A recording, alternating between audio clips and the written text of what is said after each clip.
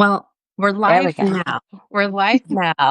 Yes, I know. I've seen these interactions before where folks are like, what does connecting mean? What does this mean? I think it means that they are reminding folks that we're here. I know they've just sent out invitations to come and join us. I see folks coming in. It's Hello, so nice to see everyone. you. So lovely to see you. Yes, yes. Take a seat. Come on in.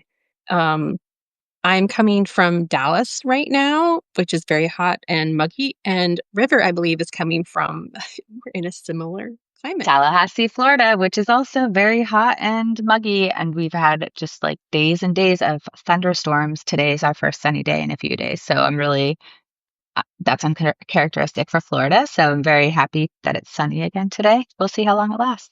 Let's see how long it Yeah. lasts. Perfect. Well, this is a really special live stream to me because River is one of the first friends that I made on Substack. They joined my Cave of the Heart interview when I was a fledgling Substack. Just when we were all just in the trenches figuring out what Substack was like. It was very different back in 2022, It was right when 23. notes came out. Yeah. Yeah, that's right. And I discovered your work. I think it was through Jessica DeFino. Mhm. You wrote a powerhouse essay, and I just said, "Woo!" That voice grabbed me, and I wanted to keep hearing that voice. And then we became friends through writing, as all good writing friendships start. Yes. I And also want to say the name of that essay is You Have Such a Pretty Face. It's still up on Jessica's newsletter and it's also in my newsletter. Um, yeah. And Jessica, this is just to speak to how powerful it can be to have recommendations because Jessica recommended my newsletter and it brought me so many subscribers. So, yeah, that's definitely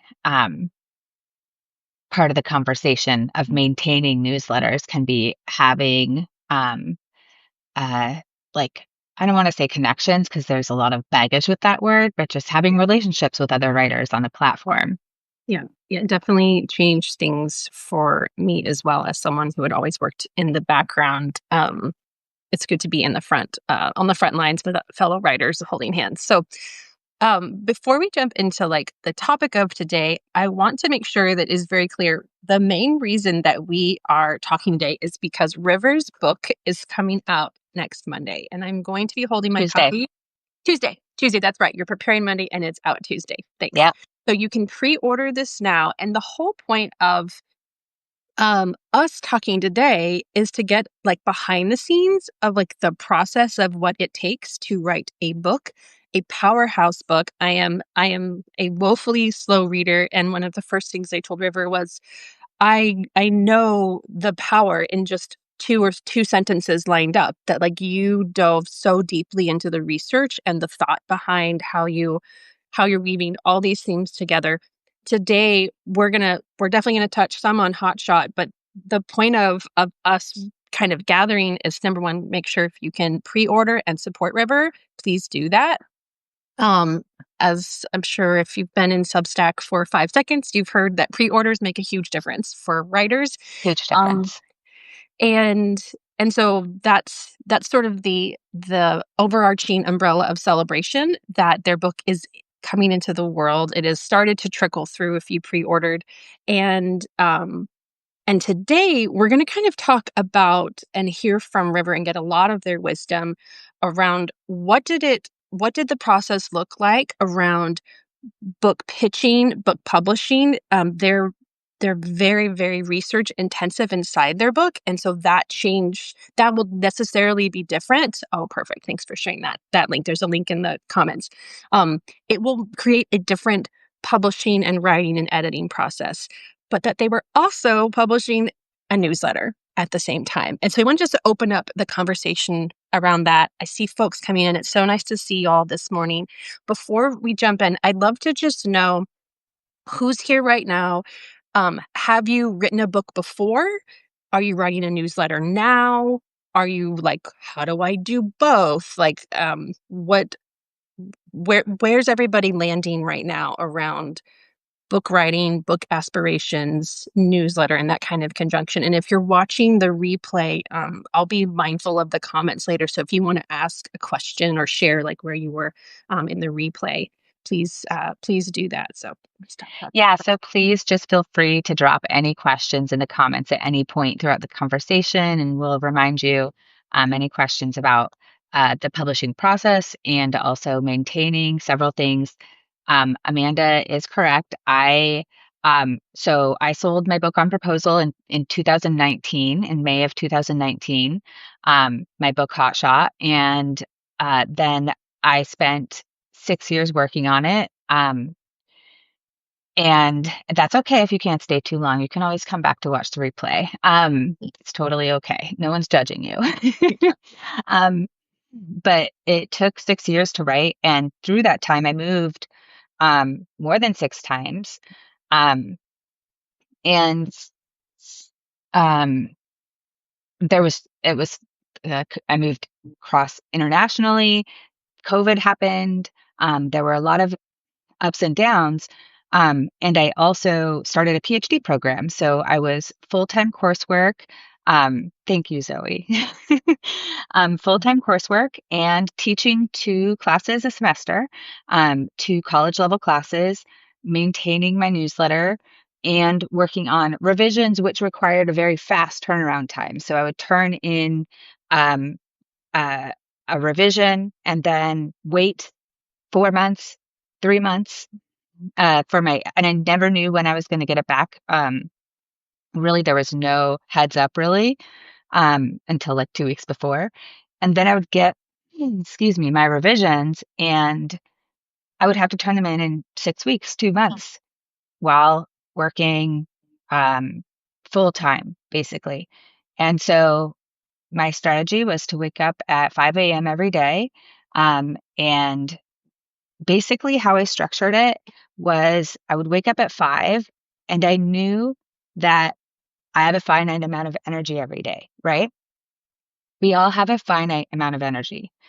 So um, it was really important that I prioritized what I was going to give the most of my energy to, which was my book.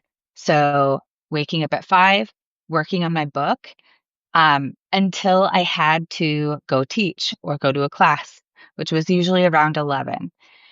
And then I would go do that and do all the work that the rest of my day like had for me, which was usually until around 9 p.m. Is that sustainable? Absolutely not. It's not sustainable. But that was how I would get through those revisions. And I knew that it was a finite amount of time because I would have to have it in by a certain date. So I would kind of just power through. And then once I turned it in, I would deal with the aftermath and rest. But I think the most important thing to take, don't be a workaholic like me.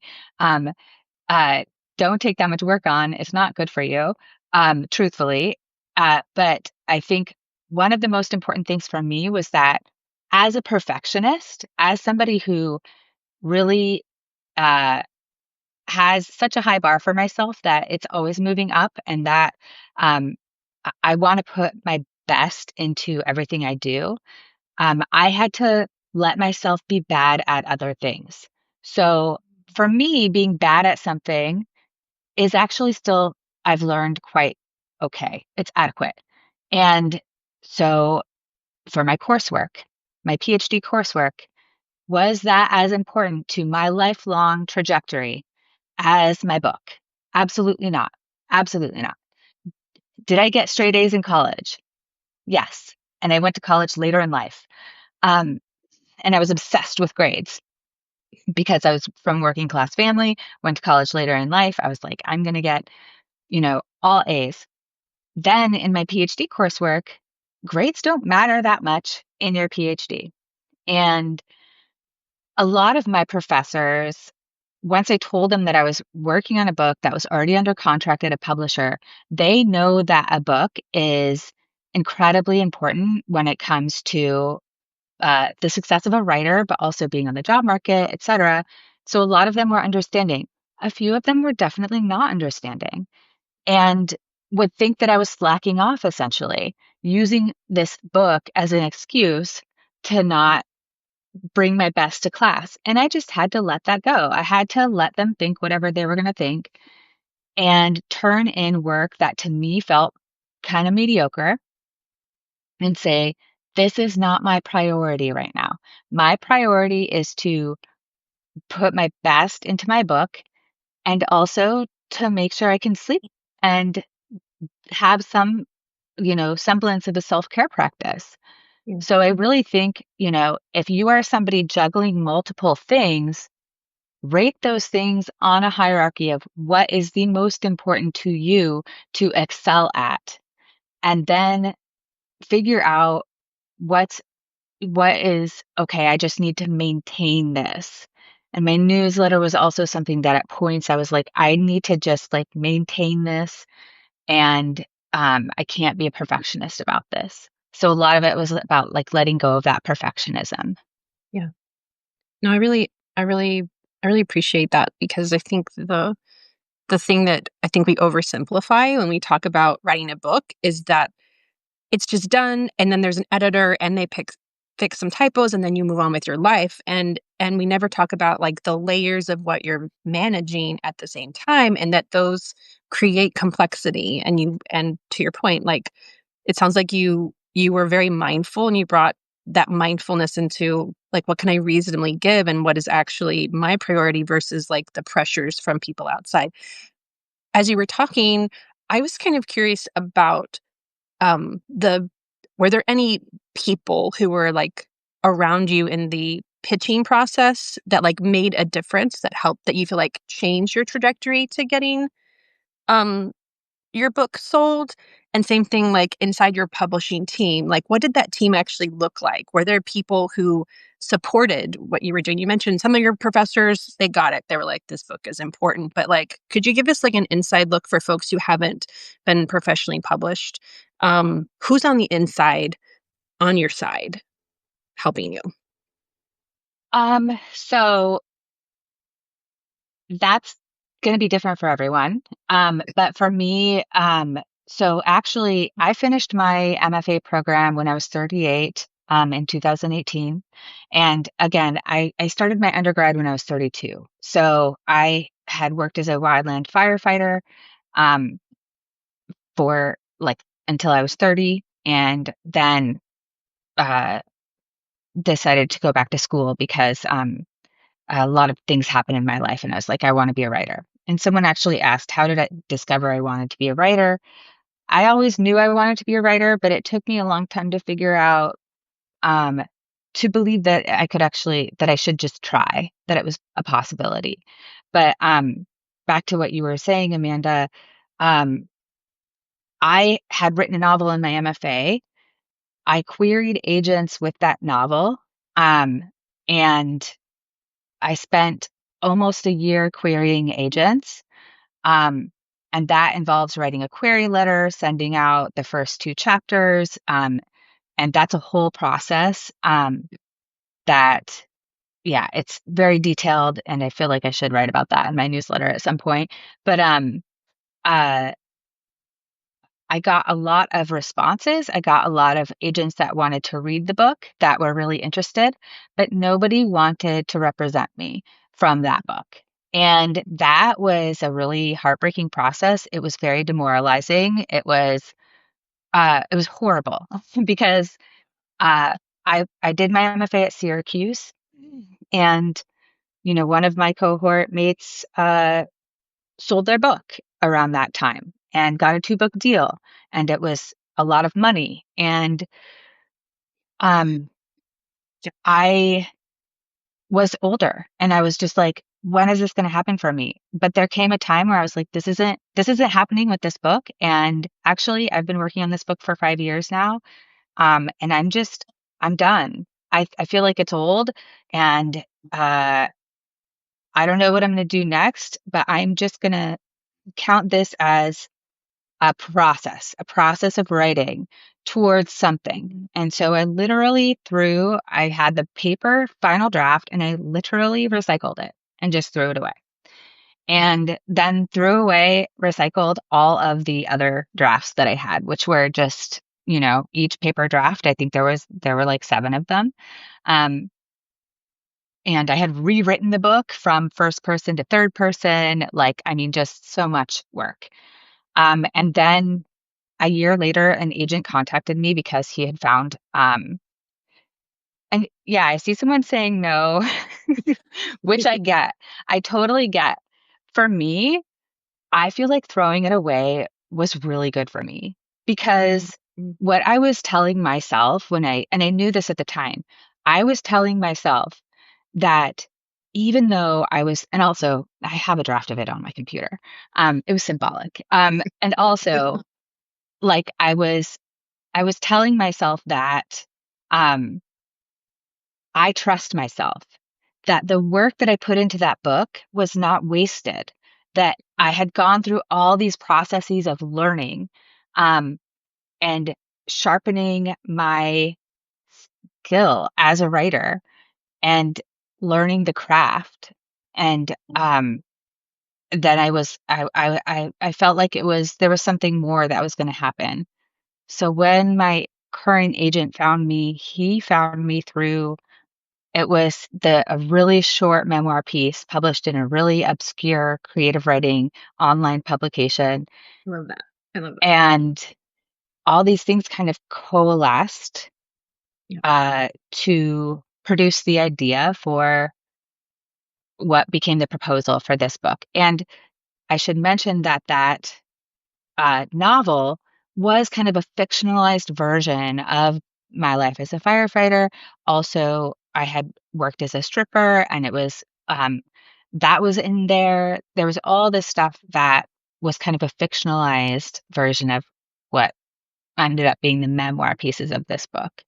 Um, and I will say that, so to answer your question directly, Amanda, my agent was the one who, once I had finished my proposal, the proposal was 60 pages long.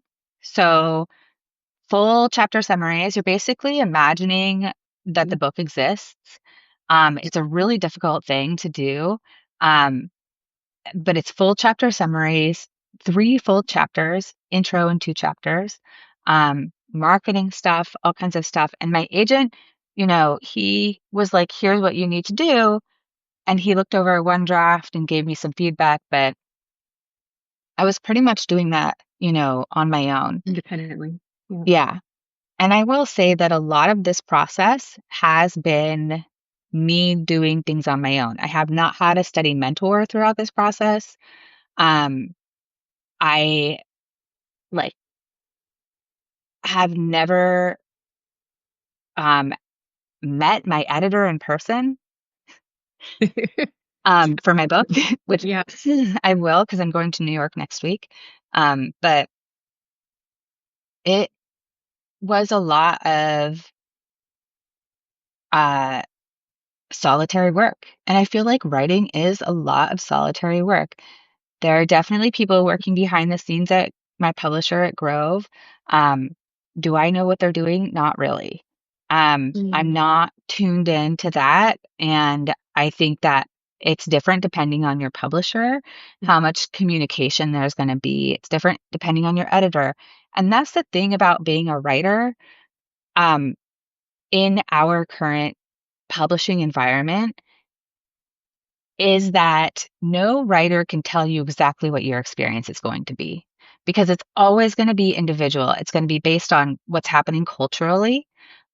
It's going to be based on who is working at the publishing house, which team you're working with, which editor you're working with, how your agent works, because you're working with people and every person does things differently. So, yeah. one of the most challenging parts, I think, of being a writer kind of in the publishing space, having a book coming out, is realizing that it's like there's a clock and there's all these little screws and they power the clock.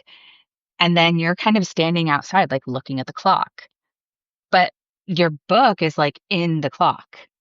So it's, but like you don't know what is happening. Yeah. Or that has been my experience. And I will say, I have a friend who had a book come out in June and she knew exactly what was happening. there was a lot of communication going back and forth. She was at a Big Five publisher. But I've also had friends who've had books come out with Big Five publishers where they didn't know what was happening and there wasn't communication. So it depends on who you're communicating with and what team it is. So it's all so subjective.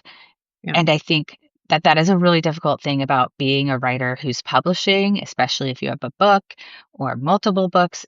Even with multiple books, you can have one experience with one book and then the next book, it's totally different. Mhm. Yeah. Yeah. I'm curious about the introduction to your editor and if there was any sort of like, here's my style, here's how I write. I'm going to learn about you as an editor. Were you able to kind of establish or even just kind of prepare for, okay, they might be more direct when I might be more broad thinking?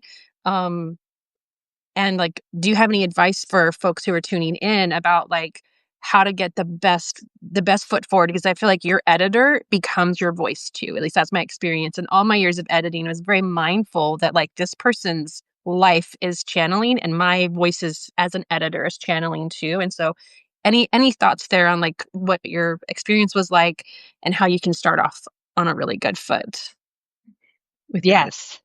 Yes. Such a great Okay. question. So important. And I mean, I think that if I had any advice for a writer who is kind of starting on the process of starting to write a proposal, starting to write a book, starting to shop around a book or query or engage with editors or agents, I think it's very easy to be, and this was my experience, in a position of just being grateful for anything. Like Mhm. you are just Mm, grateful. mm, Oh my God, this agent wants to sign me. Oh my God, this editor, like, and I think there's such a sense of scarcity um, mm, mm, that I mean, there's a sense of scarcity in our cultural environment because, like, we live in a culture that commodifies everything and wants us to feel a sense of scarcity, because then we'll buy things and get things because they're not apparently there. yeah. But I think, especially in the publishing and writing world, there's always, um, at least since I have entered it, been this kind of idea that um, there's a lot of competition, and there is, but um, I think it's really important for writers to listen to their intuition, um, and to know that if one person is interested in what you're doing, there probably are more people who will be interested in what you're doing. Yes. So if one Yep. agent says, "Hey, I found this and I'm super interested in this," or comes to you, um, you can count that as a very exciting and great thing. Um, and if you're not feeling that real connection with that agent, you can say, okay, well, I've got this agent. Here's what I learned from interacting with this agent. Um, and maybe I'm just going to keep looking for a little while. um, I think with an editor, so my experience was that we submitted my book. And again, this was in 2019. My book is about the importance of fire in the United States and how like the history of fire suppression in the US, its ties to colonization, the history of indigenous fire, how there are so many individual ecological landscapes in the US that are fire adapted and why they're fire adapted. It's also a memoir of having been a firefighter for 7 years, and it's a personal memoir. Um, those subjects in 2019 were not up in the zeitgeist. They are now. They Yeah. were not. Yeah. And like they were definitely points of conversation in um, academic circles and kind of in the fire world, but not in the larger zeitgeist. Like journalists weren't talking about how fire has been a part of, American landscapes and some fire is good at that point. And so Yeah. when we shopped my book around, the feedback I got from many editors was, "We don't think this is saleable. We don't think this writer we don't um we don't really think this writer can pull this off. I don't see proof of this writer being able to pull this off because it was a very complicated narrative," which valid, they don't have the proof. But uh so one editor in our first round really was enthusiastic about it. And so I spoke to her and, you know, I asked her, why she was interested in my book, in my proposal. She asked me some things about, especially about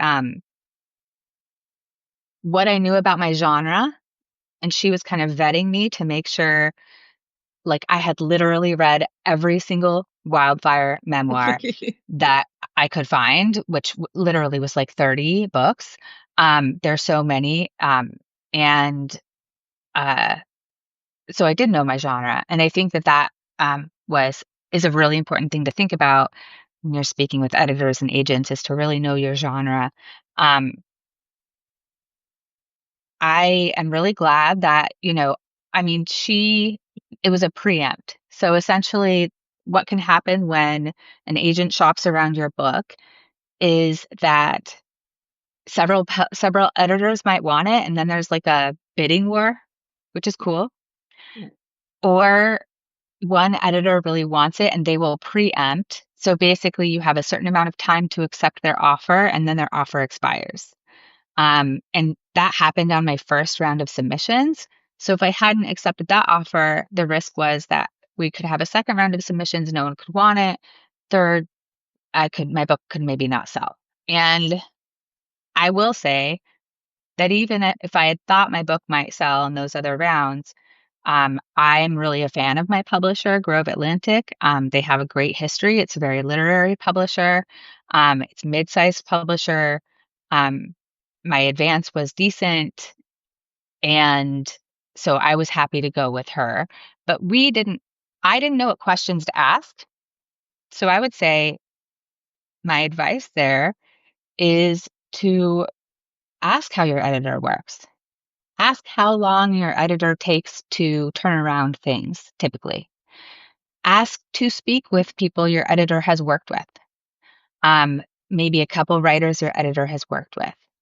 Um, Really kind of ask some detailed questions about how they work.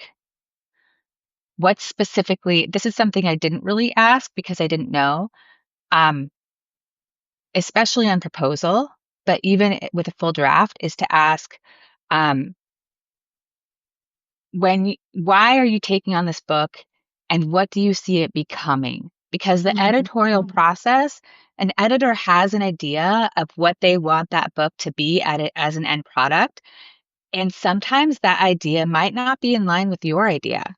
Yeah. And if you don't ask that question, then you don't really know. And I mean, I didn't even know, I had this kind of assumption that an editor would want the same thing I wanted for my book, and that is not the case a lot of Yeah. the time.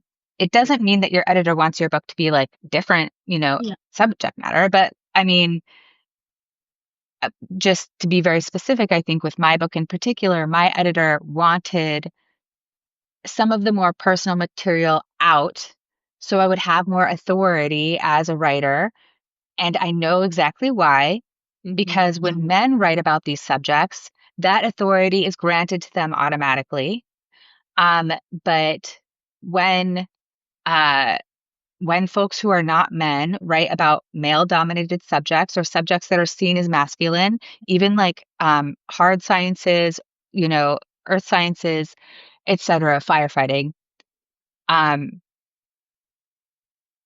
that automatic authority is not granted.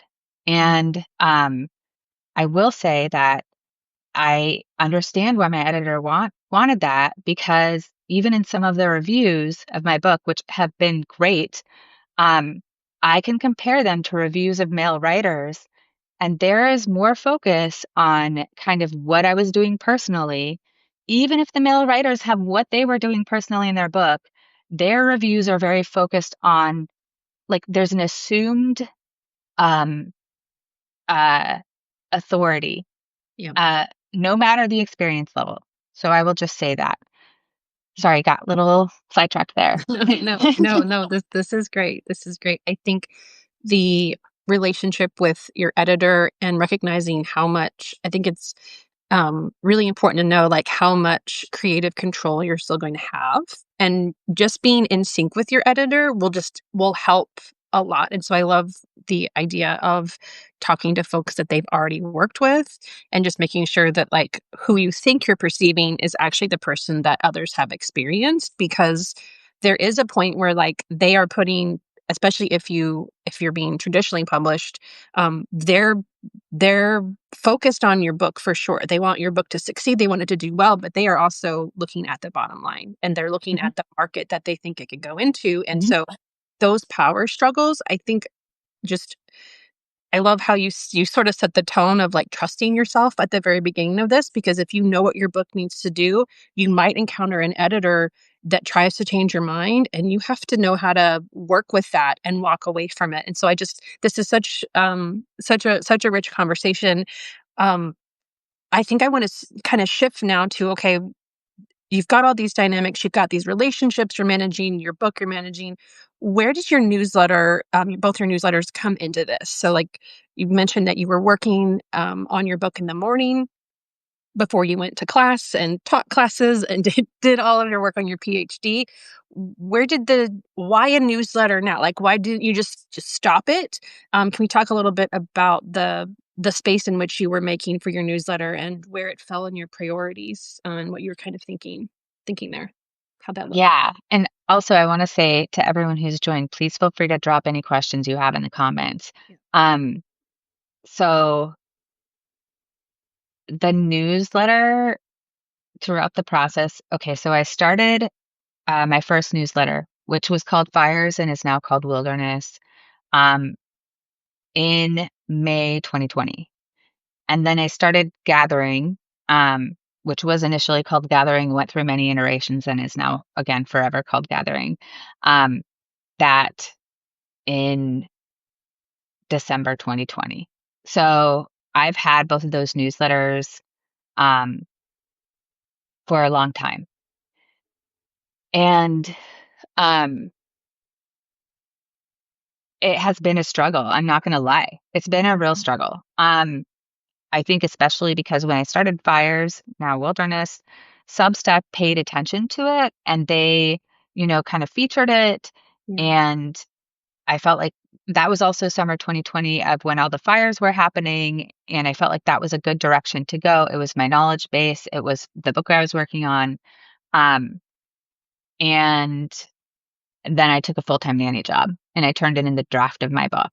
And um, it was harder to maintain.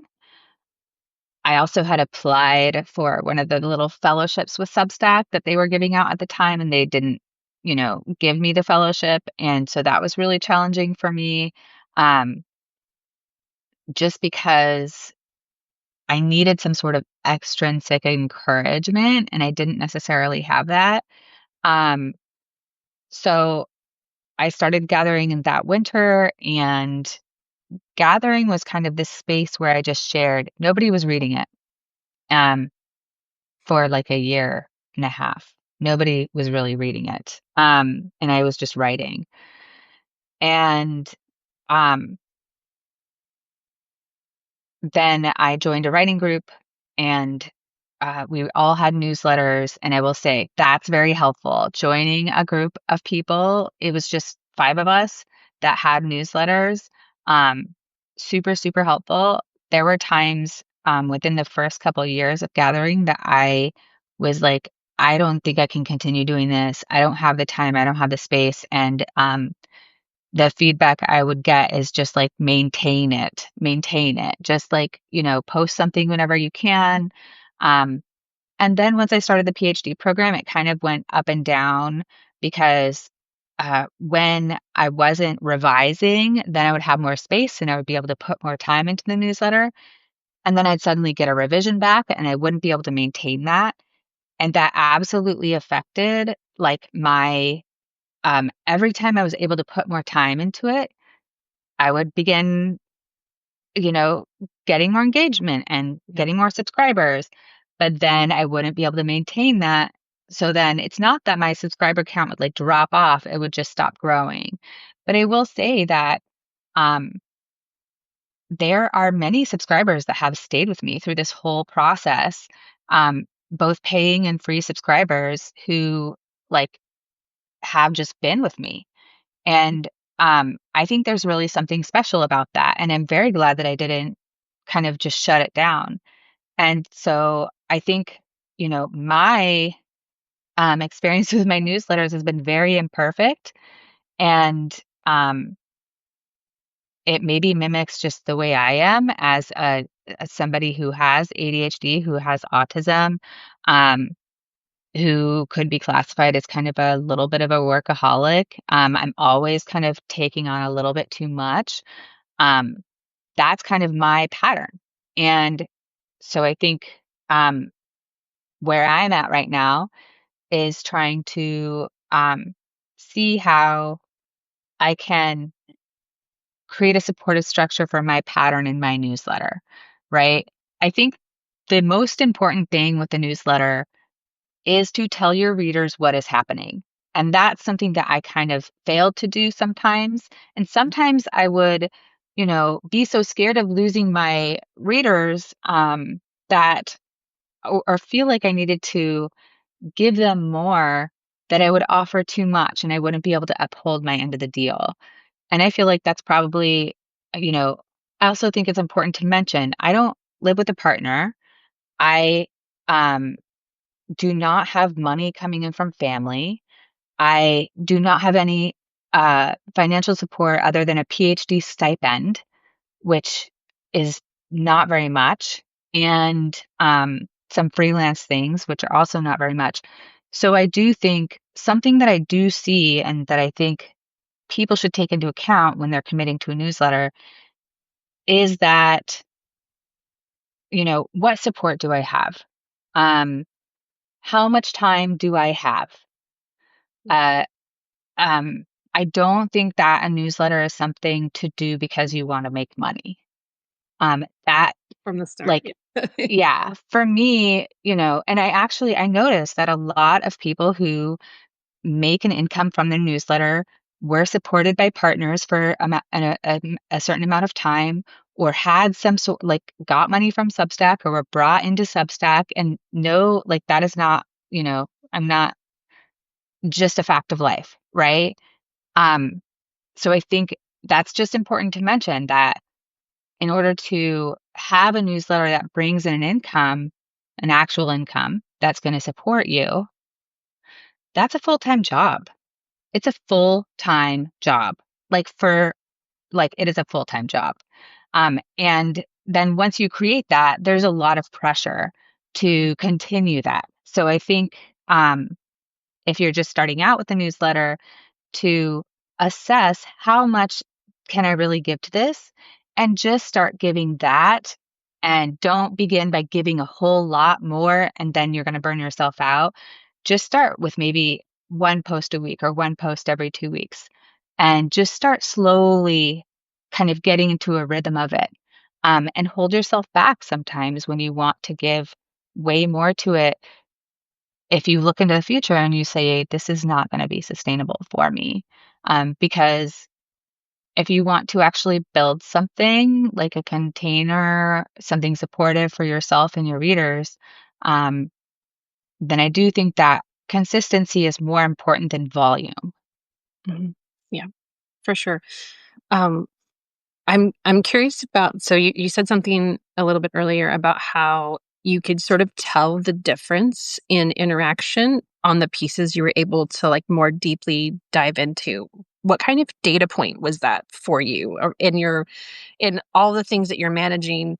Um, did that help you reframe, like, how you spend your time? Like, or the pressures to do more, do more, do more, but when I actually give myself time, I think I see a different pattern? Well, so I guess what I meant when I actually give myself the time is that when I'm regularly having a routine. I will say there are some pieces in my newsletter that I dedicated so much time to that got very little engagement.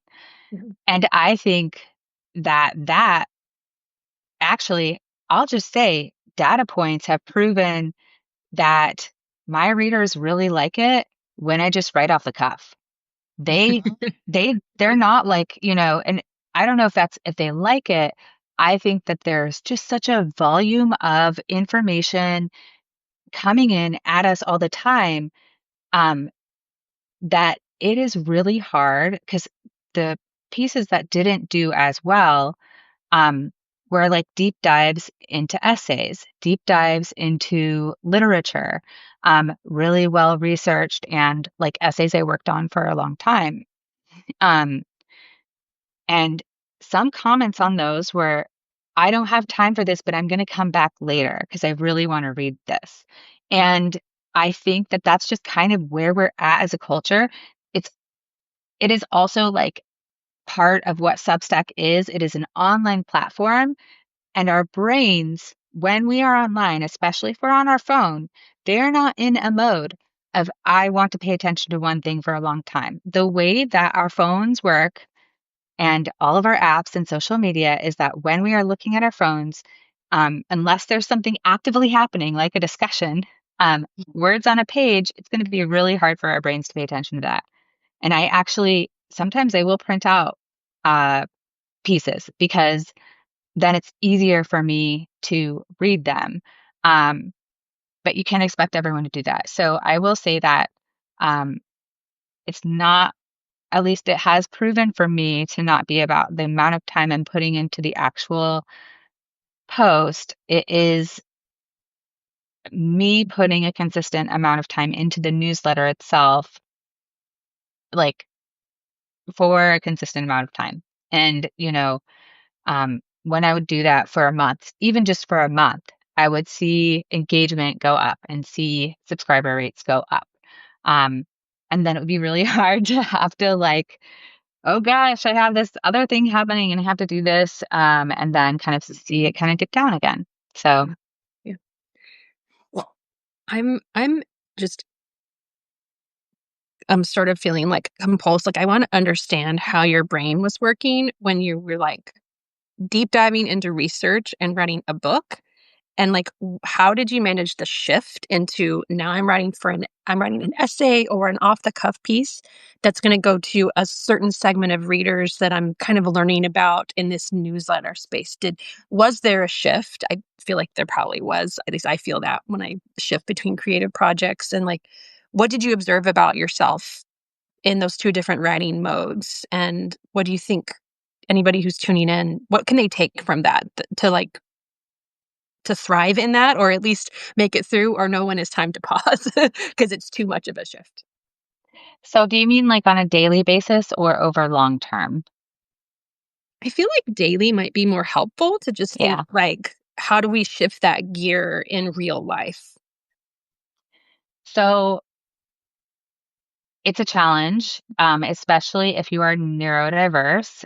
Again, I have ADHD, I have autism. Those are two conflicting things. Like ADHD is all over the place, kind of easily distracted, but also super hyper focus, which can be a bad thing sometimes. And then autism is really craving routine, and I can't do routine because my Mm, ADHD doesn't let me. So there's this constant conflict. I would say um, that I didn't think about brain switching modes, um, and I don't. But what I did was and do is there are certain kinds of writing for me that are a sacred space. My book was that sacred space. My like longer projects, short stories, there are just certain types of writing for me that are sacred to me. And so I think that I would again work on my book early in the morning in the kind of quiet of the early morning and I would get into it. I wouldn't um something that's really important to me is actually usually I am not on my phone at this time in the day. I put my phone in a literal lockbox at night. If there's an emergency, I can break it with a hammer. But it's in a lockbox and then it stays in that lockbox um, mhm, until I'm done doing that work, sometimes until the early afternoon.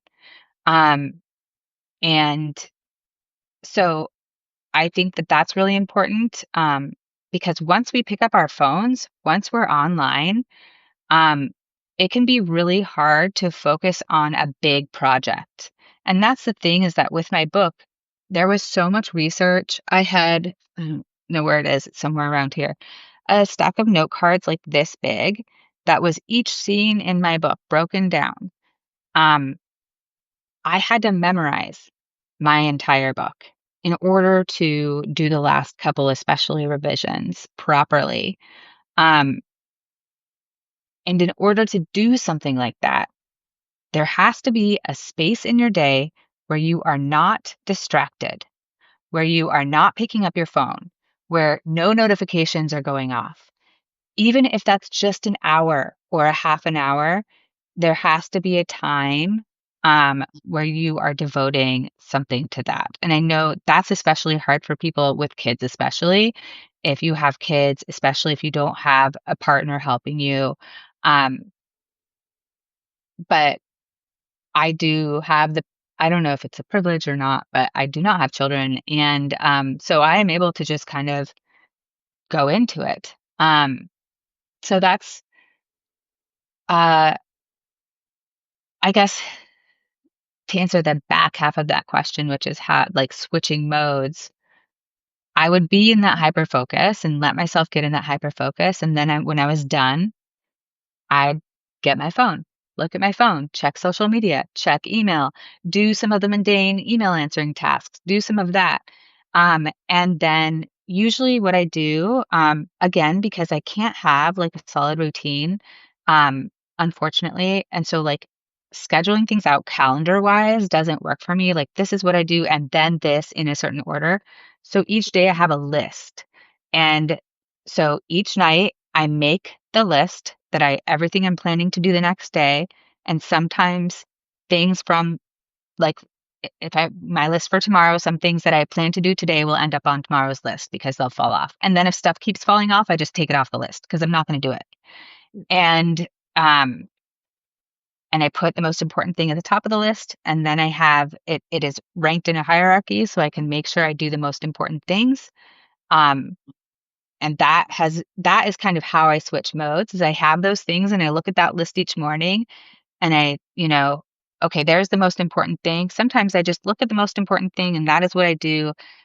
And then I don't look at the list again and I just do a bunch of stuff that I hadn't been planning or whatever. And then at the end of the day, I'm look at the list and I'm like, okay, all this is going to tomorrow. But I think giving yourself the grace to do things your own way and knowing that um, and I think if you can, giving yourself a week or two, if you're working on a larger project or juggling a lot of things, just to notice what's working and what's not working. Because I think it's so easy for us to not notice what's not working and to just try to power through what is not working for us because we think it's the way we're supposed to do it.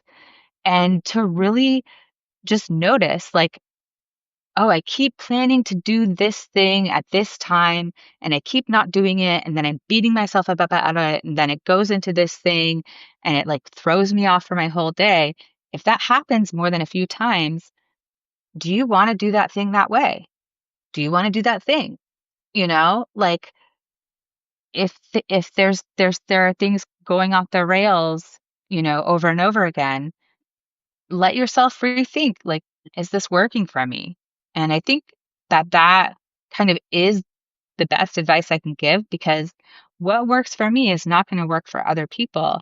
But it really is about tuning into yourself and knowing that just because this writer says that they wake up at 5 a.m. every morning and do this, it does not mean that you are going to be someone that is going to be able to wake up. And I say be able, not because there's a deficiency there, but that's just not the way you want to do things. Maybe you're someone who wakes up at 10 a.m. and works until 11 p.m. Like, you're better at night. Totally okay. Like, and maybe that's going to change. And I think, that's something too. Is there may be times where you're too tired to do a certain thing or, just giving yourself the grace to do things the way they'll work for you. And whatever way they work for you is totally okay. You don't have to do things the way other people do things. Yeah. Um, yeah, that's so empowering. And as you were talking about just I was just thinking about, like, the mental work to be in touch with that, and even just, like, the spiritual work to know, like, what we prioritize, how to prioritize yourself. I'm curious now that you're shifting into book publicity mode, you're gearing up. Are you glad that you kept your newsletters sort of alive in your own way and just kind of nurtured them in a way that worked for you? How are you feeling about your newsletter now that, you're getting wonderful reviews, you're getting that publicity, and it's just starting. That train is just starting. I've been watching it. For anybody who's just joining, this is Hot Shot. Please go and pre-order a copy and help River. Um, yeah, how are you feeling about your newsletter? What sort of role is it gonna take now that you do have more space and potentially are gonna shift your energy toward it or toward another project? Maybe if we could just muse on that for a little bit in the last, 5, 10 minutes. Um, I am so grateful that I stayed with my newsletter. And I don't even think it's about my newsletter. It's about my readers that have stayed with me. These are Mm, people who I care about and who care about me. And I think, every newsletter is different. The nature of my newsletter is that it is very personal. And I share a lot in my newsletter. So I think that that's the nature of the relationship I have with my readers. Um, like sometimes a reader won't, that has been commenting for a while will kind of drop off and I'll be like, are they okay? Like yeah, it's just, yeah, yeah, you know, um, and so I'm really glad that I kept it even just for that reason. But as far as, you know, um, like publicity, it's amazing. Like, honestly, to have yeah, a space where, because I have my website, everyone should have a website, that they have, especially if they're having a book come out.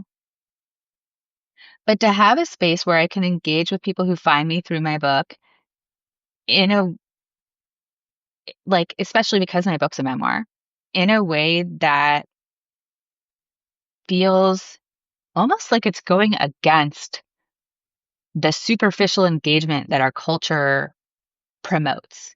Like, mm, it's not social media, it's not Instagram, you know, it is an ongoing relationship. And at this point, um, you and I actually talked about a couple of things I'm going to tweak before my book comes out, with my newsletter, which was super helpful for me to hear about. And I will just say, like, Amanda's really good with the data and kind of like, um, if you're looking for things to do with your newsletter concretely that are going to help, engagement and everything, talk to Amanda. Um, I'm not necessarily your person to talk to. Um, but um, but I will say, yeah, from a publicity perspective, having a space where people can come to. I have 5 years worth of archives now. I'm gonna try to organize those for my readers. Um, and that's a huge resource, you know, for readers to have to be able to look at everything I've had to do to get to this point of having this book come out in the world. Um, and I think I do just feel excited about it. I feel excited about my newsletter. I actually got a fellowship with my PhD where I do not have to teach this next year.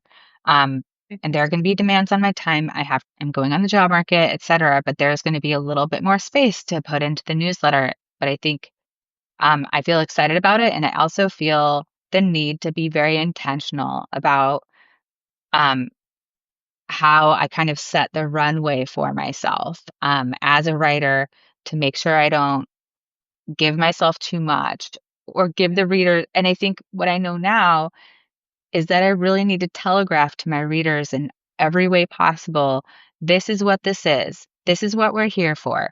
This is what I'm offering, even if it's not like a class or a tangible offering. Like, this is what this offers. this is what this community is like. This is what you can expect because it's very helpful for people to know that when they sign up for a newsletter. And there are so many newsletters out there. Um, Mhm. so yeah, Yeah. that's where I'm at, and I'm so glad that people talk me out of just deleting my newsletter. Deleting it, yeah. Well, I I can't remember, I think you and I chatted about this a little bit.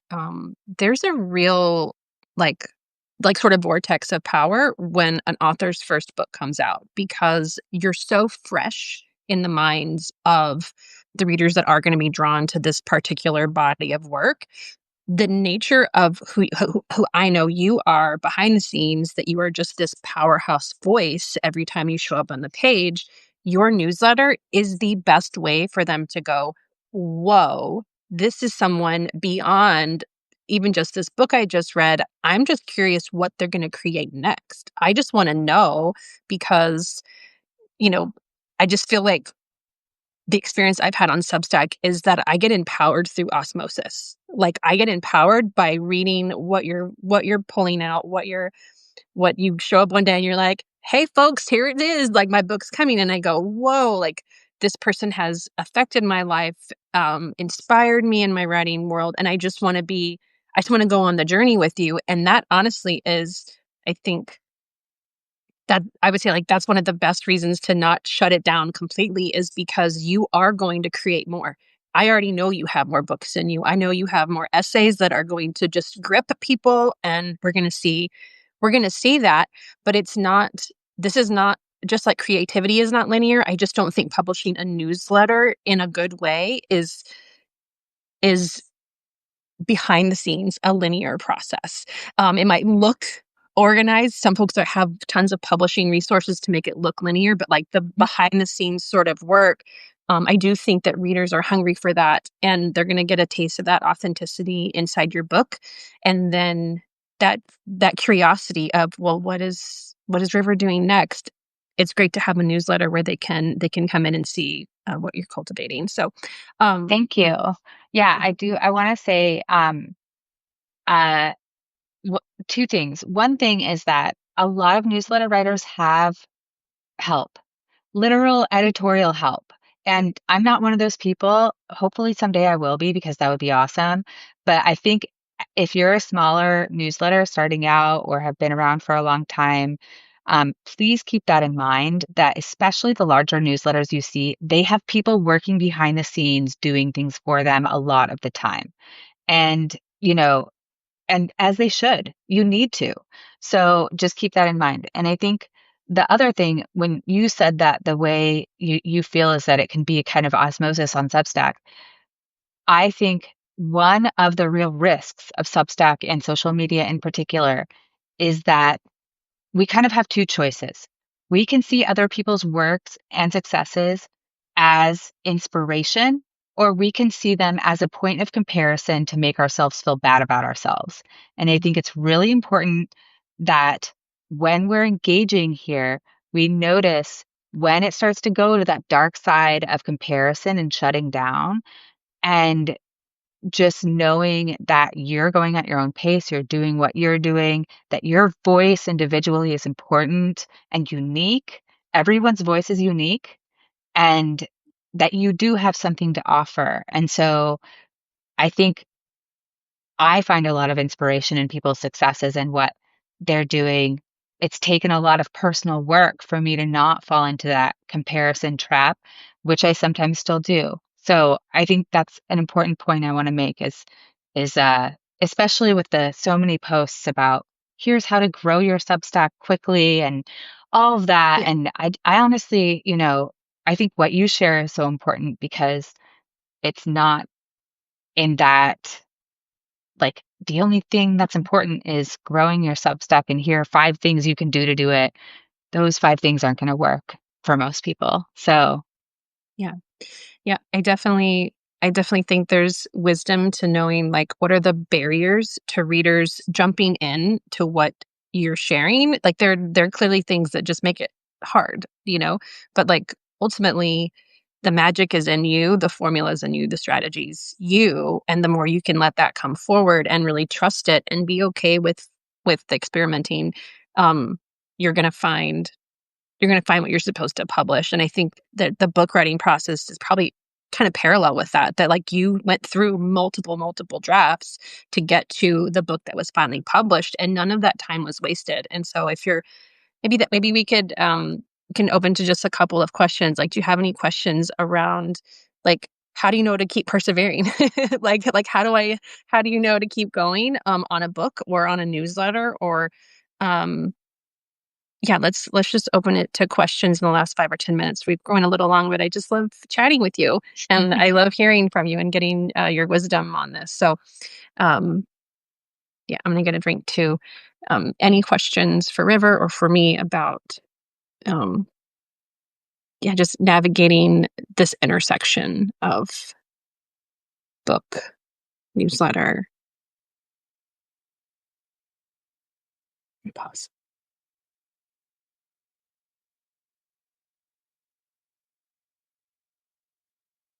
Make sure I can see it. That's okay if no one has questions. Yeah, that's okay too. The thing about neurodivergent people is we dive into the deep end really fast and we dive into a lot of layers. So if you're watching this replay, feel free to also leave comments there because I don't know about you, but like there's a lot of pins in my brain where I'm like, oh, I'm going to come back to that. I know that's going to come back in like 3 days and I'm going to want to noodle on it. And that's the other thing I like about Substack is that you can just kind of jump in and you can say, this is what I'm thinking about. And usually hear back from the author. I think, you know, yeah, if you're watching this replay, and also now, if there are things that either Amanda or I have said that you want either of us to write about or talk about more, message us, send us, a message about that. And also, I will say that if you become a founding member, subscriber to my newsletter, you get 30 minutes one on one with me. So if you have questions that feel like would warrant more time, um, then that is actually a really good deal. So please feel free. I am seeing some questions in here. So, um, oh, good. I'm so glad, Jen. Yes. Yay, shitty first draft. So great. Yes. Um, that is literally what I teach my students is to let that first draft be shitty. Um, curious about the tension between routine and not, as I also, um, yeah, you have both ADHD and autism. Yeah. Oh, and I'm so glad um, that I said something you needed to hear. Good. Um, so yeah, I mean, the tension between ADHD and autism and routine, I think that I battled with that a lot for a long, long time. I wasn't diagnosed with ADHD until 4 years ago and autism 3 years ago. And so I was undiagnosed. And so that always felt like a huge deficiency that there was something wrong with me because I couldn't keep a routine and I was, really had a hard time finishing things specifically, and starting things. Uh, I think for me, it's never going to feel resolved. And Mhm. I have made peace with that. And I think that our culture is such a culture of perfectionism, um, and like self-help, always improving oneself, which can be great. Um, but I think that the option of acceptance is undervalued. And, you know, there are some days where I'm going to get really distracted and I'm not going to get the things done that I needed to get done. And there are some days where, I'll know that that's going to happen mid morning and I'll just be like, you know what? I'm going to take the day off if I can. I'm just going to not do these things today. My brain is not there. I need to relax or go outside or, do whatever. And then the next day I come back stronger. And so I really think it is a matter of not trying to force yourself to do things the way you think you should have to do things based on whatever external factors or internal factors. Um, if you notice that you have that thing with routine, um, like I said, that daily list has been hugely helpful for me. That is, I have a Notion where I keep everything. I also have like a thing written on the wall where I put Post-its on. I set up new systems all the time and then I stop using them. And I have accepted now that that is what I do. If that system works for me for a week or two, great. Then it doesn't work for me anymore. Cool. I'm going to create a new system. Um, You squeeze the e- juice out of it, time to move on. Need a new one. exactly. I get bored with it. I don't want to look at it anymore. Like, does it create a little more work sometimes to have to transfer things over? Yeah, but then also that embeds things into my brain a little more, so I don't even have to look at the systems as much anymore. Yeah. So, I think that's what works for me. That's what I found for now. And I really do think it's letting it be yours and letting yourself be curious about what you need, as much as you can. Um, Extrinsic, again, motivation that comes from outside of myself, deadlines, um, data, evidence of, you know, this turned out well, or I need this in now. Creating kind of uh, dates that I will have things done by. That all helps me as well to kind of keep and stay on track with what I'm doing. Um, and then just noticing if there's something that is on my list that is not getting done, that is not an essential, um, and keeps getting pushed away, Yeah. to say, it doesn't seem like I want to do this. Um, is this something I can just let go? Yeah. Yeah. So, No, I love that. And I want to just mention that like the the nature of structure versus creative like sovereignty. I think you and I could talk for like 10 weeks about that because it is so individual. And I want to just take a quick moment to talk about the month of just say that the month of August, the publishing spectrum is diving into like the systems that have created just enough structure to also let me be free to like self evolve as a creative voice. And so I'm going to be diving into the things that have stood the test of time, which is very rare when you are neurodivergent. So that's also why I didn't when I started testing them, I didn't say this is the system to do because I wanted to see.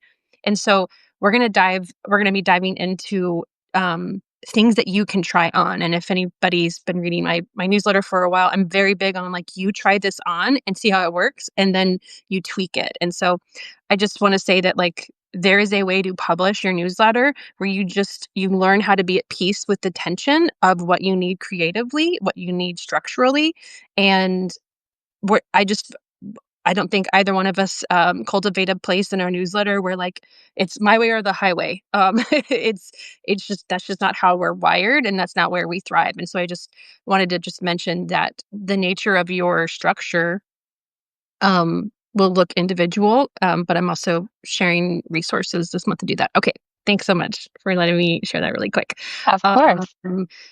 okay, let's look at the questions. Let's see. Well, maybe take one more. Yeah, one more. Yep, and then we'll wrap up.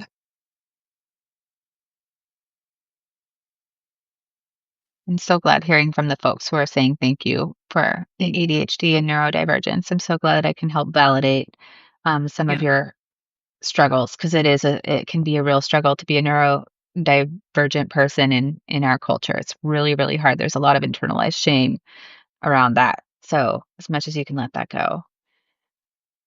I see Tom's question. Okay. Yep. And I see lots of thank yous and lots of helpful. So, yeah, do you want to just tap on that really quick and then we'll wrap up? Yeah. Yeah. Okay. So how will you balance newsletter, book PR, and grad school after the launch? It's a great question, Tom. Um, I am, you know, what I'm learning about a book launch, is that you never know what's gonna happen after the book comes out.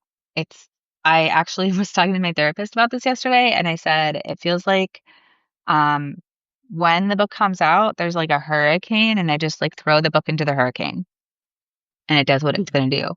Yep. The and that really so I think I'm in a moment of being I've gone through so many levels of anxiety and fear and excitement, lots of anxiety, in the past 6 months, um, and in this less than a week before my book comes out, I am mostly in a space of just being really ready for it to be out and to not be in a space of, like, waiting and anticipation. I'm like, "Can you please just be out in the world so that I can, um, Yep. feel like, okay, now I can see what happens a little bit, see what it feels like, um, and move from there." So that's kind of how I feel is, I have a tour scheduled, um, and, um some events. I'm actually going to be in New York City. So if you're in New York City, please, um, you know, all those are on my website and my Instagram. Um, but yeah, I think for the most part, it's difficult for me to answer that question. I do know that I will not have to be teaching this next year in my program, so I'm going to have more space, but I'm also going to be working on my dissertation. So I've already started another book. Um, and I also want to develop a more steady relationship with my newsletter. So I am going to be putting more energy into that and be more regularly devoted to that. Um, and yeah, we'll see what happens Yeah. once Tuesday comes around. Once the hurricane kind of settles down a little bit. Yeah. Well, we don't want it to settle down too fast. We want it to be a really big week for you. So, Well, um, yeah, it is. There's, yeah, several events, and I mean, honestly, my book was mentioned in the Goodreads newsletter as a nonfiction pick for August. My book is an Amazon editor's pick. It received starred reviews from Kirkus and Publishers Weekly. Um, it, you know, uh, I've had some interviews. I just had a podcast come out, the Kirkus Fully Booked podcast. Um, for me, honestly, I feel like if that's all that happens, I'm satisfied. And I feel like that I just feel really grateful that it's even had that attention before its release. Um, and I feel grateful that that feels like enough for me because there's not any part of me that is going to be like whatever happens after it comes out. Um, I've already gotten more than I ever thought would happen with this book. And I'm so grateful for that. And also I've had readers tell me how much they love it and before it's even out. And so I feel really grateful for that and just grateful for being in a space where I'm not entering into my book is coming out and I need this or this or this to happen in order to feel okay, like it's done well or it's, enough. So yeah, I'm excited. I'm I'm excited and it feels like I'm inside a little crystal ball right now. yeah. Well, I shared a link, and I'll share a link in the replay to where you can buy River's book online. Just once again, this is Hot Shot: A Life on Fire. River does not hold back. There is so much to learn. I feel like I have to create knowledge libraries to just track everything that I'm learning from them through the book, as well as connecting with them as a person going through a pretty singular life experience and series of experiences. So I can't encourage the book enough to buy it and to follow them and see what jewels are going to come through their newsletter in the coming months. So thank you everyone for being here. Thanks to everyone who is watching the replay later. Um, I think of you, as well because the replays are also very important, so I know you'll be there in the future, so thanks so much, everybody. Hope to see you around Gathering and the publishing spectrum soon. Alright, Thank bye. you, everyone, so much.